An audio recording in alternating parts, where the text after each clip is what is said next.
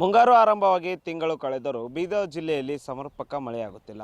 ಒಂದೆಡೆ ಮಳೆ ಇಲ್ಲದೆ ರೈತರು ಕಂಗಾಲಾಗಿ ಹೋದರೆ, ಇನ್ನೊಂದು ಕಡೆ ಸಾರ್ವಜನಿಕರಲ್ಲೂ ಕೂಡ ಕುಡಿಯೋ ನೀರಿಗಾಗಿ ಅಭಾವ ಉಂಟಾಗಬೇಕನ್ನೋ ಭಯದಲ್ಲಿ ಇದ್ದಾರೆ. ಈ ಬಗ್ಗೆ ಮಾತಾಡಲಿಕ್ಕೆ ನಮ್ಮ ಜೊತೆ ಹವಾಮಾನ ವಿಜ್ಞಾನಿಯಾದಂಥ ಬಸವರಾಜ್ ಬಿರಾದ್ ಅವರು ಇದ್ದಾರೆ. ಅವ್ರನ್ನ ಮಾತಾಡ್ಸೋಣ. ಸರ್, ಏನು ಸರ್, ಈ ಸರಿ ಮಳೆ ಆರಂಭವಾಗಬೇಕಿತ್ತು, ಜುಲೈ ತಿಂಗಳು ಬಂತು, ಇನ್ನೂ ಮಳೆ ಆಗ್ತಿಲ್ಲ, ಏನು ಹೇಳ್ತೀರಿ? ಯಾವ ಕಾರಣಕ್ಕೆ ಈಗ ಮಳೆ ಡಿಲೇ ಆಗ್ತಿರ್ಬೋದು? ಸರ್, ಇದಕ್ಕೆ ಮುಖ್ಯವಾದ ಒಂದು ಮುಖ್ಯ ಕಾರಣ ಏನಂತಂದರೆ ಒಂದು ಎಲ್ನಿನೋ ಅಂತೇಳಿ ಇದೊಂದು ಎಫೆಕ್ಟ್ ಇದೆ. ಇದು ಎಲ್ನಿನೋ ಎಫೆಕ್ಟ್ ಅಂತಂದರೆ ಏನು ಅಂತಂದರೆ, ಇದು ಈಸ್ಟರ್ನ್ ಪೆಸಿಫಿಕ್ ಓಷನ್ ಅಂತ ಇದೆಯಲ್ಲ, ಈಗ ಸಮುದ್ರದ ಈಗ ಸೆಂಟ್ರಲ್ ಮತ್ತು ಈಸ್ಟರ್ನ್ ಪೆಸಿಫಿಕ್ ಓಷನ್, ಈಗ ಸೌತ್ ಅಮೇರಿಕಾ ಹತ್ರ ಏನದ ಪೆರು ಅಂತೇಳಿ ಬರ್ತೈತಿ. ಆ ಒಂದು ರೀಜನ್ದಲ್ಲಿ ಏನದ ಅಂತಂದರೆ ಅನ್ಯೂಜುವಲ್ ವಾರ್ಮಿಂಗ್ ಅಂತ ಅಂತೀವಿ ನಾವು. ಸಾಮಾನ್ಯಕ್ಕಿಂತ ಹೆಚ್ಚಾಗಿ ಒಂದು ಉಷ್ಣ ಕಾಣ್ತಾ ಇದೆ ಅಲ್ಲಿ ಸಮುದ್ರದಲ್ಲಿ. ಬಟ್ ಈ ಕಡೆ ನಾವು ವೆಸ್ಟ್ ಕಡೆ ಬಂದಾಗ, ಏಷ್ಯಾ ಹತ್ರ ಬಂದಾಗ ವೆಸ್ಟ್ ಕಡೆ, ವೆಸ್ಟ್ ಪೆಸಿಫಿಕ್ ಓಷನ್ ಏನಿದೆ ಅಂದರೆ ಸಾಮಾನ್ಯಕ್ಕಿಂತ ಕಡಿಮೆ ಉಷ್ಣಾಂಶ ಇರೋದರಿಂದ ಏನಾಗ್ತದೆ ಅಂತಂದರೆ ಹೈ ಪ್ರೆಷರ್ ಝೋನ್ನಿಂದ ಮಾಯಿಶ್ಚರ್ ತೇವಾಂಶ ಲಿಫ್ಟ್ ಆಗಬೇಕಿಲ್ಲಿ. ಬಟ್ ಅದು ಆಗ್ತಾಯಿಲ್ಲ. ಅದು ಒಂದು ಕಾರಣ ಇದಕ್ಕೆ. ಅದೊಂದು ಮುಖ್ಯ ಕಾರಣ. ಬಟ್ ಅದು ದೊಡ್ಡ ಜಾಗತಿಕ ಮಟ್ಟದಲ್ಲಿ ನಡೀತಾ ಇರ್ತದೆ ಒಂದು ಕ್ರಿಯೆ ಅದು. ಬಟ್ ಅದು ನಮಗೂ ಇಲ್ಲಿ ಒಂದಕ್ಕೊಂದು ಕನೆಕ್ಟ್ ಆಗ್ತಾ ಹೋಗ್ತಾವೆ. ಅದು ಪ್ರಾಬ್ಲಮ್ ಅಲ್ಲಿದ್ದರೂ ಕೂಡ ಎಲ್ಲ ಕಡೆ ಒಂದೇ ಸಲ ಲಿಂಕ್ ಆಗ್ತಾ ಹೋಗ್ತದೆ. ಅದು ಕ್ರಮೇಣವಾಗಿ ಲಿಂಕ್ ಆಗ್ತಾ ಹೋಗ್ತದೆ. ಅದನ್ನೂ ಒಂದು ಮುಖ್ಯ ಕಾರಣನೇ ಅಲ್ಲಿನೂ. ಆಮೇಲೆ ನಮ್ಮಲ್ಲಿ ಏನಾದರೂ ಸ್ವಲ್ಪ ಮಳೆ ಅಲ್ಲಲ್ಲಿ ಬರ್ತೈತೆ ಅಂತಂದರೆ ಇಲ್ಲಿ ಲೋಕಲೈಸ್ಡ್ ವಿಂಡ್ಸ್ಗಳು ಬೇರೆ ಬೇರೆ ರೀತಿಯಲ್ಲಿ ಗಾಳಿದೊಂದು ಪ್ರಭಾವ ಇರ್ತದೆ ಇಲ್ಲಿ. ಈಗ ಅರೇಬಿಯನ್ ಸೀದಿಂದ ಕೆಲವೊಂದು ತೇವಾಂಶ ತುಂಬ್ಕೊಂಡು ಬರ್ತಾ ಇರ್ತವೆ. ಈಗ ಇದೇ ಮಾನ್ಸೂನೇ ಎಲ್ಲ ಕಡೆ ಇದಾಗಿ ಅರೇಬಿಯನ್ ಸಮುದ್ರದಿಂದ ಕೂಡ ಗಾಳಿ ಬಂದು ಈಗ ಈ ಥರ ಏನು ಗಾಳಿ ಬೀಸ್ತಾ ಇದೆ ಇವಾಗ, ಇದನ್ನು ಕೂಡ ಏನದೆ ಸ್ವಲ್ಪ ಮಟ್ಟಿಗೆ ಸಹಾಯ ಆಗ್ತದೆ ಅಷ್ಟೇ ಮಳೆ. ಇದೇನು ಪೂರ್ತಿ ಸಾಮಾನ್ಯ ಮಳೆ ಬರ್ಬೇಕಂತ ಏನಿಲ್ಲ, ಅಥವಾ ಅದಕ್ಕಿಂತ ಹೆಚ್ಚು ಬರ್ಬೇಕಂತ ಏನಿಲ್ಲ. ಬಟ್ ನಮಗೆ ಕರೆಕ್ಟಾಗಿ ಅಂತಂತಂದರೆ ಮುಂಗಾರು ತೇಜ್ ಆಗಬೇಕು, ಕರೆಕ್ಟಾಗಿ ಬರ್ತಾ ಇರಬೇಕು ಮಳೆ.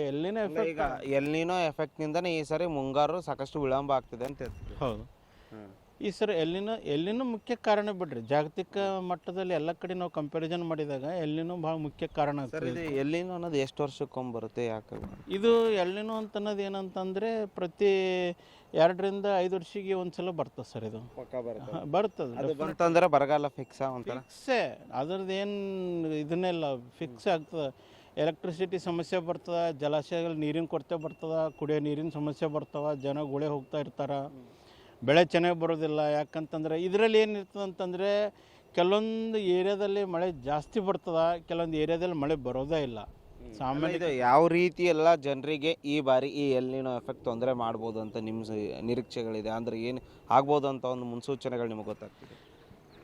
ತೊಂದರೆ ಏನಂತಂದರೆ ಒಂದನೇದು ಇದು ಆಹಾರ ಕೊರತೆದಲ್ಲಿ ಫುಡ್ ಸ್ಕೇರ್ಸಿಟಿ, ಆಹಾರ ಕೊರತೆ ಒಂದು ಬರ್ತದೆ. ಆಮೇಲೆ ಇನ್ಫ್ಲೇಷನ್ ಇದು ಅದೊಂದು ಸಮಸ್ಯೆ ಆಗ್ತಾ ಹೋಗ್ತದೆ.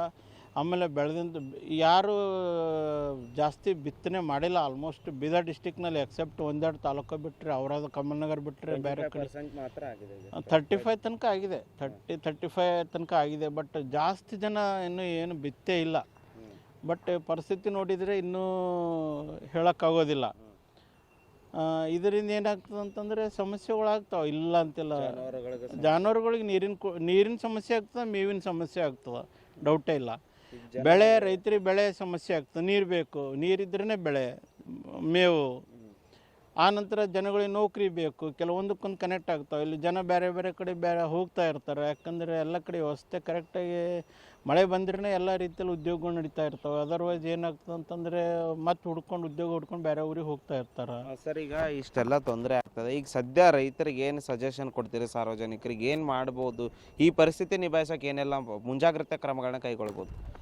ಇದರಲ್ಲಿ ಏನಿದೆ ಅಂತಂದರೆ ಈಗ ಹೆಚ್ಚು ನಾವು ಕೆಲವೊಂದು ಆಲ್ರೆಡಿ ಇದ್ದಂಥ ಬೆಳೆಗಳಿಗೆ ನಾವೇನು ಮಾಡಬೇಕು, ಆಲ್ರೆಡಿ ಕೆಲವೊಂದು ಏರಿಯಾದಲ್ಲಿ ಕೆಲವೊಂದು ತಾಲೂಕದಲ್ಲಿ ಬೆಳೆ ಚೆನ್ನಾಗಿದ್ದಾವೆ. ಆಲ್ರೆಡಿ ಉದ್ದು, ಹೆಸರು ಮತ್ತು ಸೋಯಾ, ತೊಗರಿ ಎಲ್ಲ ಚೆನ್ನಾಗಿದೆ. ಕೆಲವೊಂದು ಸಣ್ಣ ಸೀಡ್ಲಿಂಗ್ ಸ್ಟೇಜ್ನಲ್ಲಿ ಇದಾವೆ ಆಲ್ರೆಡಿ.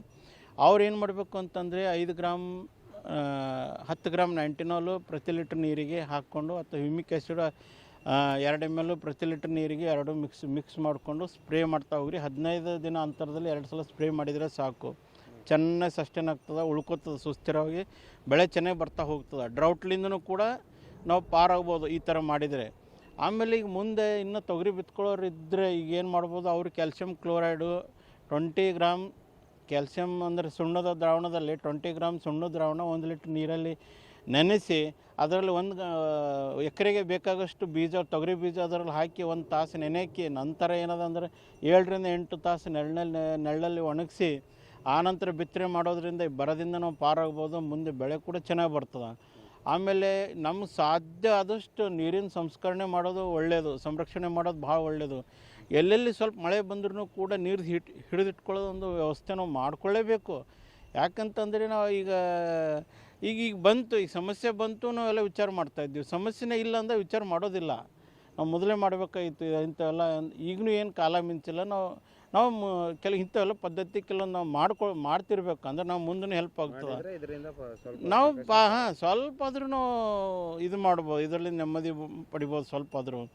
ಆದರೆ ಇದೇ ಥರ ಇರೋದಿಲ್ಲ. ಇದೇ ಅಲ್ಲಿನೂ ನೆಕ್ಸ್ಟ್ ಇಯರ್ ಇರೋದಿಲ್ಲ. ಈಗ ಮತ್ತೆ ಇದು ಒಂದು ಸಲ ಎಸ್ಕೇಪ್ ಆಯ್ತು ನಾವು ಪಾರದೇವು ಅಂದರೆ ಮತ್ತೆ 3 ವರ್ಷ ಇನ್ನೂ ತೊಂದರೆ ಇಲ್ಲ, ನಾರ್ಮಲಾಗೇ ಇರ್ತದೆ ಮತ್ತೆಲ್ಲ ಸೀಸನ್. Okay, thank you. ಇದಿಷ್ಟು ಏನು ಹವಾಮಾನ ವಿಜ್ಞಾನಿಗಳಾದಂಥ ಬಸವರಾಜ್ ಬಿರಾದಾರ್ ಅವರ ಮಾತಾಗಿತ್ತು. ಅಂದರೆ ಎಲ್ಲಿನೋ ಎಫೆಕ್ಟಿಂದ ನಾವು ಪಾರಾಗಲೇಬೇಕು, ಅದು ಅನಿವಾರ್ಯ. ಜಾಗತಿಕ ಮಟ್ಟದಲ್ಲಿ ಈ ತೊಂದರೆ ಆಗ್ತದೆ. ಇದರಿಂದ ರೈತರು ಕೆಲವೊಂದಿಷ್ಟು ಮುಂಜಾಗ್ರತಾ ಕ್ರಮಗಳನ್ನ ಕೈಗೊಳ್ಳಬೇಕು. ಇಲ್ಲದೇ ಇದ್ದರೆ ಸಾಕಷ್ಟು ತೊಂದರೆಗಳಾಗ್ತದೆ, ಗುಳೆ ಹೋಗೋ ಸಮಸ್ಯೆ ಆಗ್ತದೆ, ಕುಡಿಯೋ ನೀರಿನ ಸಮಸ್ಯೆ ಕೂಡ ಆಗ್ತದೆ ಅನ್ನೋ ಮಾತುಗಳನ್ನ ಹೇಳ್ತಿದ್ರು. ನೋಡೋಣ, ಏನು ವರುಣದೇವ ಕೃಪೆ ಬರ್ತಾನ ಅಥವಾ ಮುನಿಸ್ಕೊಂಡು ಅಲ್ಲೇ ಇರ್ತಾನ ಅಂತ ಕಾದು ನೋಡಬೇಕಾಗಿದೆ. ಕ್ಯಾಮ್ರಾಮನ್ ಸಂತೋಷ್ ಜೊತೆ ದೇವರಾಜ್ ಅನ್ಗೆರೆ, ಉತ್ತರ ಕರ್ನಾಟಕ ನ್ಯೂಸ್, ಬೀದರ್.